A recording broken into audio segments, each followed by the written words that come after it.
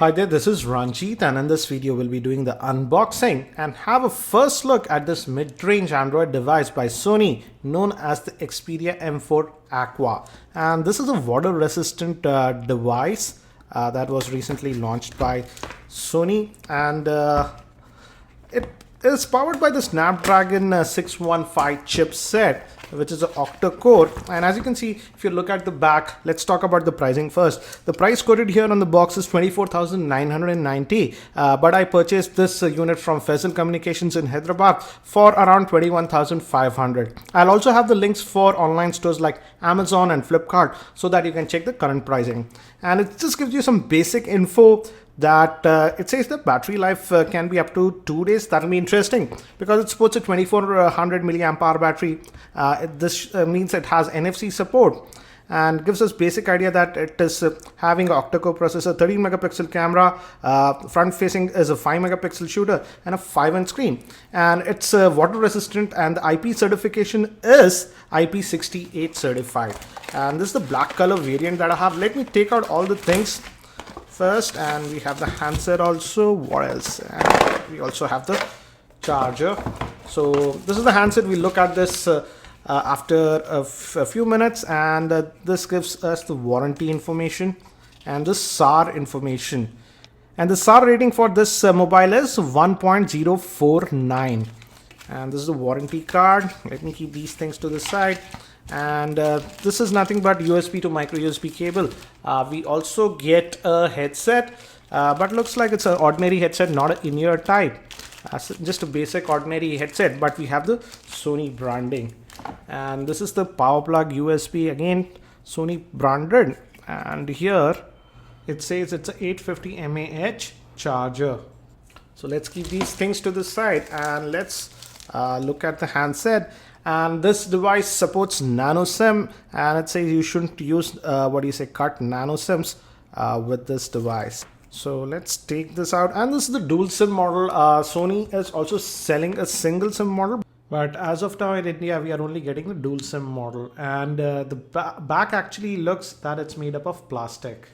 Let me take out this protective cover, and the handset actually feels pretty sleek, as you can see.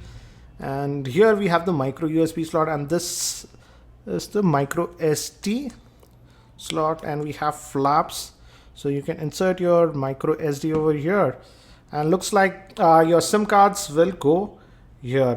And again, it's a dual SIM variant that we are getting, and both the SIM slots are nano SIM, so you have to be aware of that. The battery is again sealed inside, it's not user replaceable. And let us actually do the first boot, then I'll give you a physical overview and give me haptic feedback, and it's going to be set up. So let me give you a physical overview. On the top we have the 3.5mm headphone jack, and also a secondary noise cancellation microphone. And on this end, again, as I mentioned, the SIM slots. This is the power on off button, it's doing the first boot, and the volume rocker. And we also have a dedicated button for the camera shutter, so that's nice. Opening for the speaker, the main microphone, and on this end the micro SD card slot. And this is the micro USB slot that will be used for charging this device. And as you can see, it has that means it has NFC, and the rear facing camera is a 13 megapixel shooter with LED flash, and actually it looks pretty sleek, I would say. And the screen is a 5-inch screen. It's a 720p screen. And let me quickly just set this up. And the good thing is that it supports both the 5 gigahertz and the 2.4 gigahertz band. And I'll quickly connect to my Wi-Fi network and we'll continue. We can add a Google account. I'll do all those things later. We can also set up a Sony account. I'll just finish this quickly. Okay, data disclaimer, whatnot. So this is the first boot of the device, and actually the in-hand feel is actually pretty good. Initial impressions, I would say. Again, typical Sony interface that you have seen with earlier devices also. And we have some widgets that are preloaded, like the weather widget and what's new. Now let's look at the settings. If you go down, again you can adjust the brightness. Let's go to the settings, and let's go to the display first. And we have adaptive display. That means it is nothing but auto brightness. So we have auto brightness sensor, and we also have the glove mode for enhanced touch sensitivity if you would like to have that. I'll just keep the sleep to 2 minutes. Let's go back and let's look at about the device, and let's look at the Android version. As you can see, the Android version is 5.0. that is Lollipop that we are getting out of the box, so that's pretty good. Let's go back and let's look at the storage also. How much storage do we actually get? Do note that I haven't added any micro SD card to the device. And as you can see, out of that 16 gigs, the available space that we get is about 9.9 gigabytes. That's almost about 10 gigabytes of space that we have. We can also add a SD card to the device. So I feel the storage is pretty decent and feels pretty snappy as of now, but it's running the Snapdragon 615 chipset, which is actually an octa-core processor. And the first 4 cores are clocked at 1.5 gigahertz and the other 4 cores are clocked at 1 gigahertz. They are based on the ARM Cortex A53 architecture. And regarding RAM, it has 2 gigs of RAM. And as I mentioned, 16 gigs of internal storage. The rear-facing camera is a 13 megapixel shooter. Front-facing camera is a 5 megapixel shooter. The GPU is the Adreno 405. And the battery is a 2400 milliamp hour battery.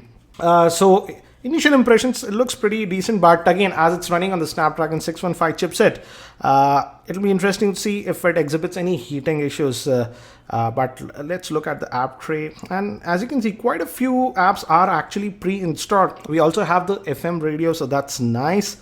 And again, we have some Sony proprietary stuff pre-installed like Sony Live, and we also have AVG Office Suite. So a lot of bloatware is actually pre-installed. I'll check later on if I can uninstall some of these preloaded apps, but let's quickly just fire up the Chrome web browser and let's see how it does in web browsing.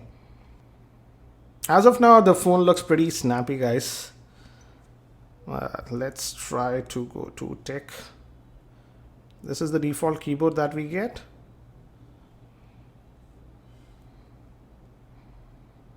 And again, as you can see, it loaded it pretty fast. This is the mobile version. Let's just force it to the desktop. And as you can see, this one also is pretty good. In fact, pretty responsive.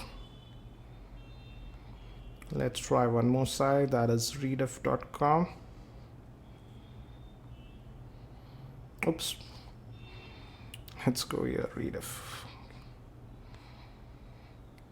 Again, as you can see, it loaded it very quickly. Desktop. Again, as you can see. So as of now, it's actually very responsive. Let's open up one of the stories. For example, let's open the story. Let's look at the screen quality. And initial impressions, I would say the screen quality also looks actually pretty fine. The viewing angles also look good. And let's also now look at the camera and see how it performs. It's a 13 megapixel rear facing camera. Let me bring some objects. Let's first focus on this battery. And there was a delay. The focusing took a little bit of time. As you can see, after you click, it's not instant. Takes about half a second, but good enough, I would say. Let's look at these snaps. Okay, little bit of blurriness. This came out really sharp, I would say. But again, I will be testing the camera a lot more on this device. So guys, that's it for now for this very quick unboxing of this Xperia M4 Aqua. I will be testing this device for the next couple of days. So if you have any specific questions around this device, do post them in the YouTube comments below and I'll try to include them in my review. And if you're not subscribed to my YouTube channel, hit that subscribe button. Thanks for watching. This is Ranjit and I hope to see you in my next video.